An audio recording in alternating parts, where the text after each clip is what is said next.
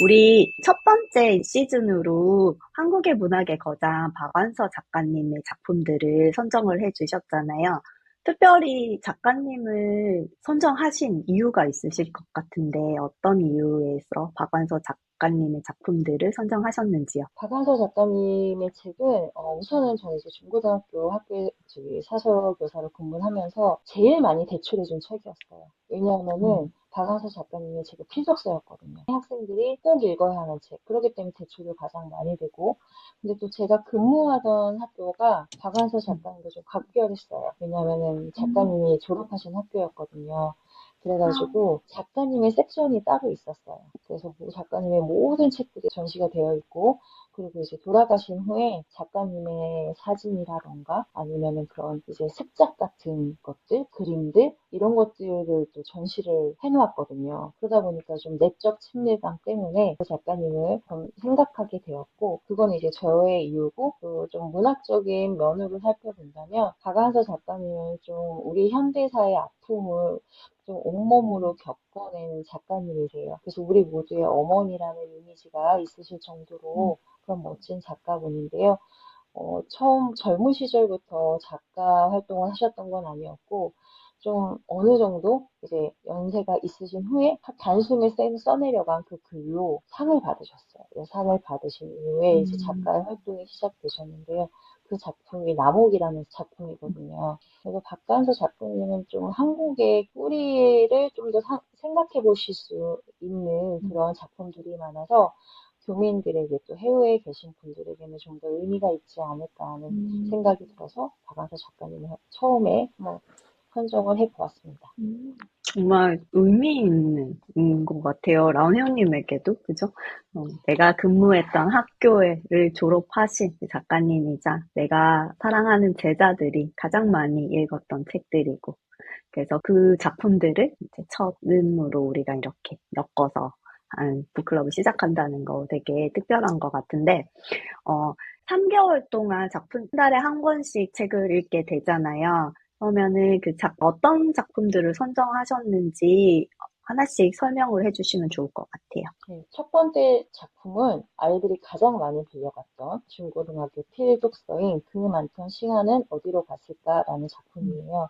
그래서 처음엔 책을 읽기 전에 그 책을 애들이 계속 빌려가서 물어봤어요. 그래서 시간은 어디로 갔대? 그래서 애들한테 막 물어봤거든요. 반납할 때마다. 그러면 이제 좀 읽었던 친구들은 제대로 다 대답을 해주고, 뭐 제대로 대충 읽었던 친구는 모르겠어요. 시간이라는 의미도 모르겠어요. 전 계속 질문했거든요. 시간은 뭐야? 이런 식으로만 질문을 많이 했었기 때문에 가장 많이 생각도 나고, 또 이게 이 책이 박완서 작가님이 자기의 삶을 빗대서 모티브로 해가지고 쓴 소설이기 때문에 약간 자전적 소설의 개념도 있거든요. 그래서 그거를 첫 번째 책으로 선정을 해 보았고요. 두 번째 책은 이제 남옥이에요. 제일 먼저 작가님을 세상에 알리게 한 그 작품인데요.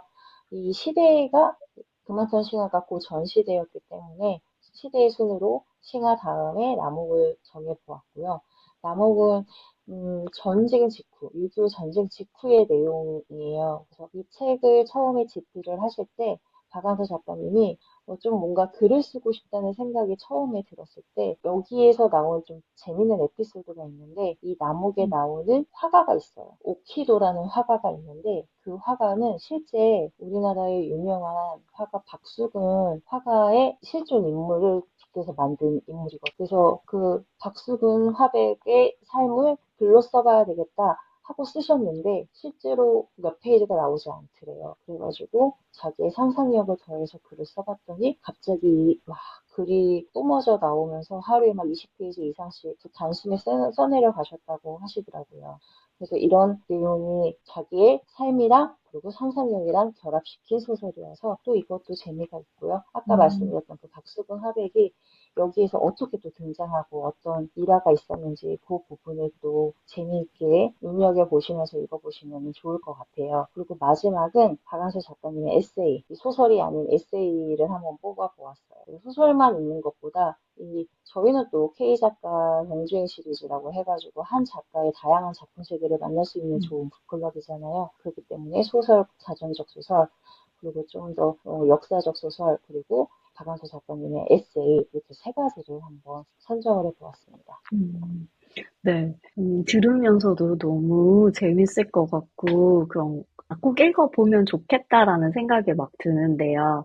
문학을 좋아하시는 분들은 너무나 잘 아는 작품일 거고, 저는 이제 자기 개발서 위주로 많이 읽다 보니까, 문학 작품에 대한 호기심이 이제 조금씩 조금씩 생기는 것 같아요. 내가 지금 살아가고 있는 세상을 다른 관점으로 바라보고 싶은 마음과 내가 사용하는 언어나 조금 더 문화 따뜻함 혹은 그 말랑함 그런 것들로 좀 채우고 싶은 내 마음도 채우고 내가 사용하는 단어나 언어들도 그렇게 채우고 싶은 마음들이 막 생기는데 그럴 때 문학을 읽으면 참 좋다고 들었어요.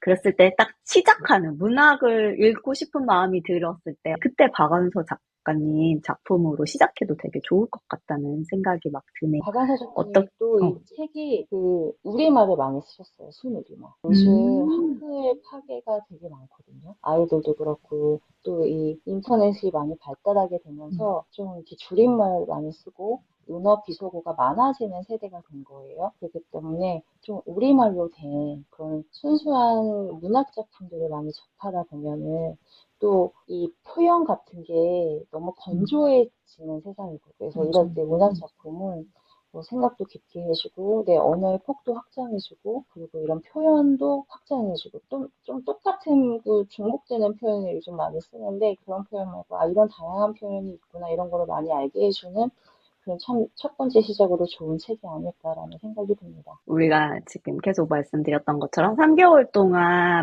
박안서 작가님의 작품들을 읽게 되는데 그러면은 이제 선정하신 이런 작품들을 쭉 읽고 나면 참가자분들이 어떤 변화를 경험하게 되실지 좀 얘기해 주시면 더 혹하실 것 같아요.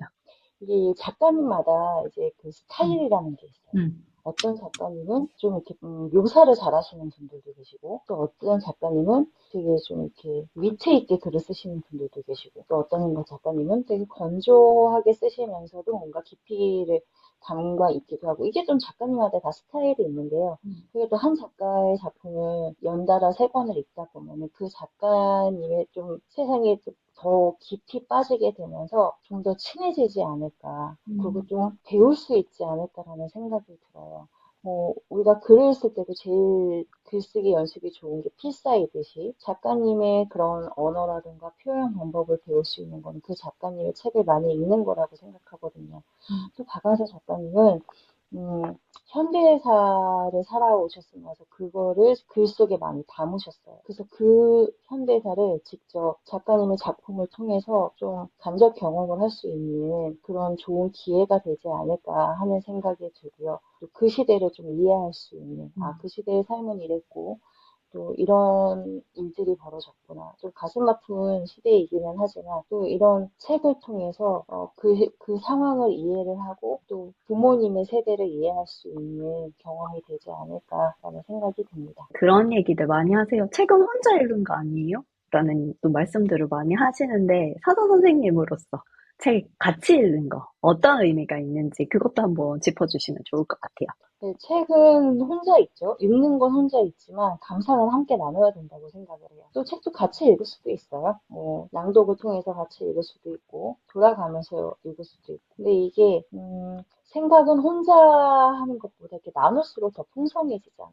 나만의 생각으로 혼자 읽고 혼자 하는 것도 좋지만 그러면 이제 나만의 생각으로 좀 빠질 수가 있거든요. 하지만 그 같은 글을 보고 다른 사람은 어떻게 느끼는지 또 듣다 보면 다른 사람은 또 이렇게 느끼고 이렇게도 생각할 수 있구나 하는 그 생각의 확장이라는 게 가장 큰 차이점이라고 생각을 해요. 그래서 함께 살아가는 세상에서 다른 사람을 이해하기 위해서는 다른 사람의 생각을 들으면 좋은데 또 직접적으로 물어보는 것보다 이 책을 통해서 어떻게 생각하냐 하면서 그 사람을 이해할 수 있고 파악할 수 있는 좋은 기회라고 생각합니다. 정말 북클럽의 큰 장점이 아닐까 생각해요. 물론 나의 생각을 들여다보고 작가님의 세계관을 같이 살펴보는 것도 좋은데 그러다 보면 어느 순간 이렇게 내가 생각하는 게 맞을까? 아니면은 이렇게 생각해도 될까? 다른 사람은 어떻게 생각할까? 이런 궁금증이 생기기 시작하는 것 같아. 그럴 때 북클럽에 오셔서 같이 이야기 나눈다 보면 정말 그 순간에 이렇게 생각이 확장이 되고 내 세계관이 확 열리는 거를 경험하시게 되거든요.